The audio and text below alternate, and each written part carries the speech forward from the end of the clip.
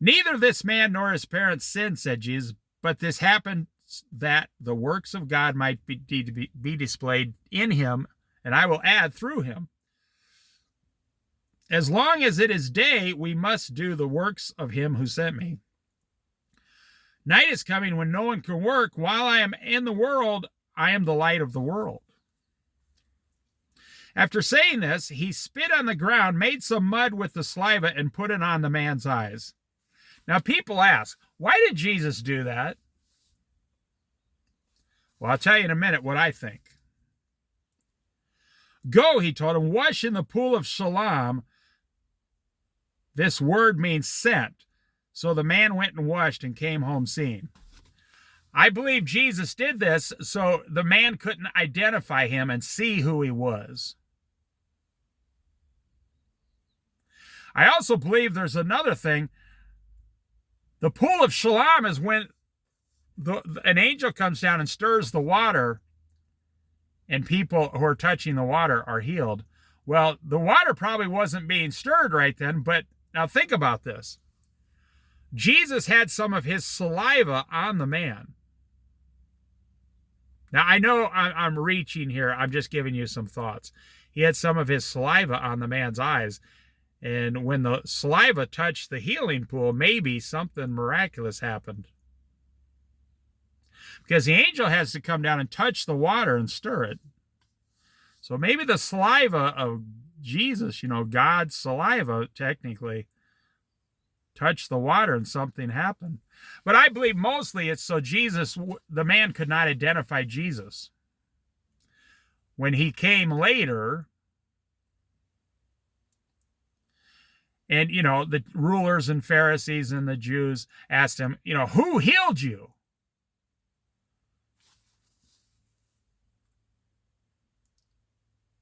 His neighbors and those who formerly seen him begging asked, isn't this the same man who used to beg? Some claim that he was. Okay, now, have you ever seen a blind person from birth? Their eye sockets are kind of sunk in a little bit. And now Jesus gave this man his eyes opened up and were vibrant and bright, and around his eyes were probably healed. And so he really didn't look exactly like he used to.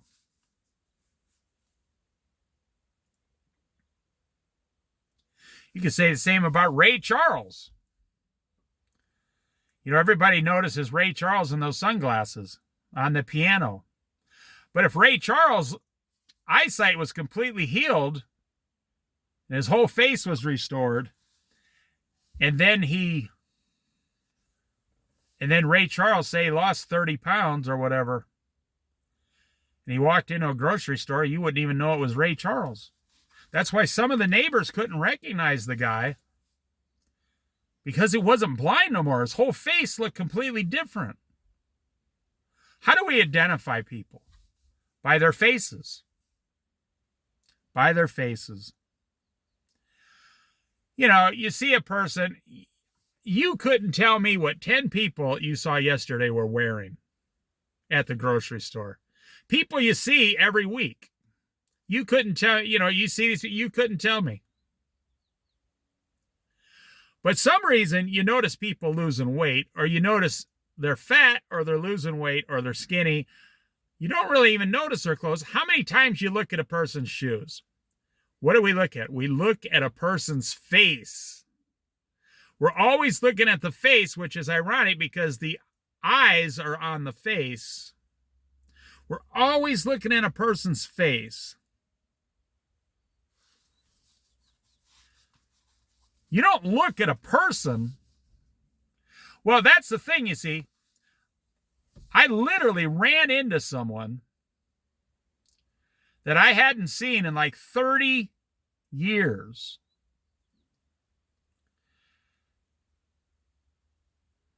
And they didn't know who I was. And I went to school with this person, and they were one of my friends. But, I knew the person really well. And it was a guy friend of mine, and he was standing right next to me, and my wife was kind of smiling and laughing. He doesn't even know who you are. When you get older, you start to see these things. When you turn 50, you change. When you turn 60, you really start to change. And when you turn like 80 years old, you don't look anything like you've ever looked before. His neighbors, who had formerly seen him begging, "Isn't this the man who used to sit and beg?" Some claimed that he was. Others said, "No, he only looks like him." Because your brain says, well, that guy was blind this morning, and now this guy can see perfectly fine. No.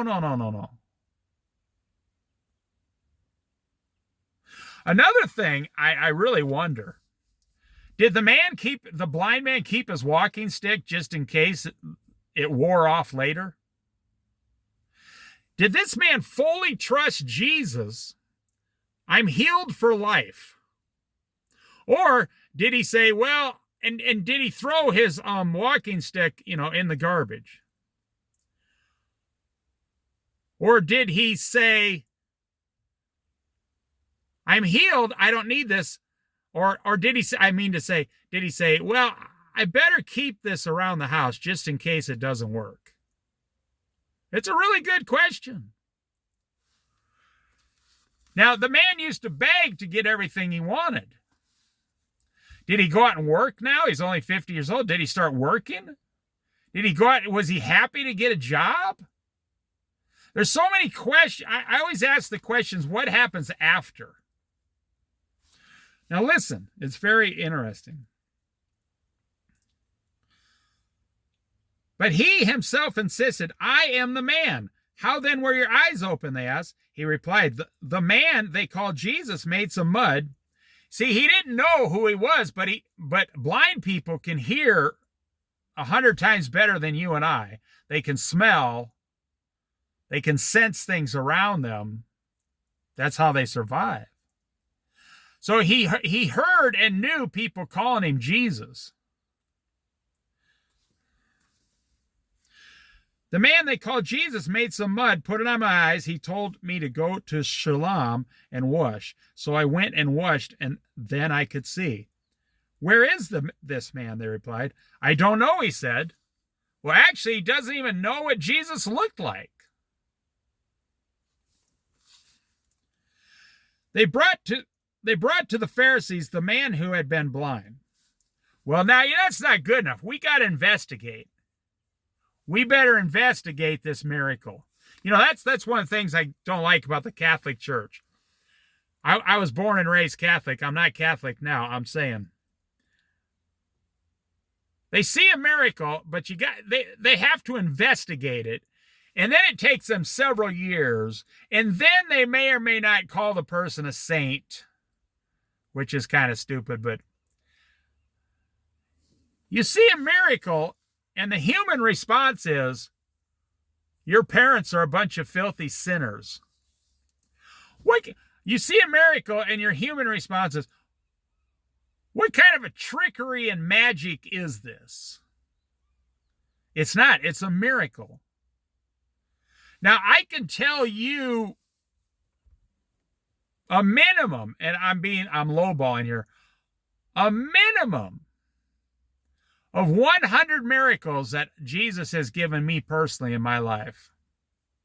And very few of them are physical miracles. I'm talking about miracles of something that happened around me that cannot be explained in any other possible way.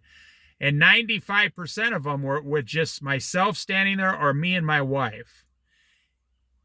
And a miracle. And we've seen them. But do you believe them? I believe everybody, even non-believers, see miracles at least every month. And it's something unexplainable, and you say, oh, it was a UFO. It was an alien. It was a cow floating with a laser beam in midair in Nevada. No.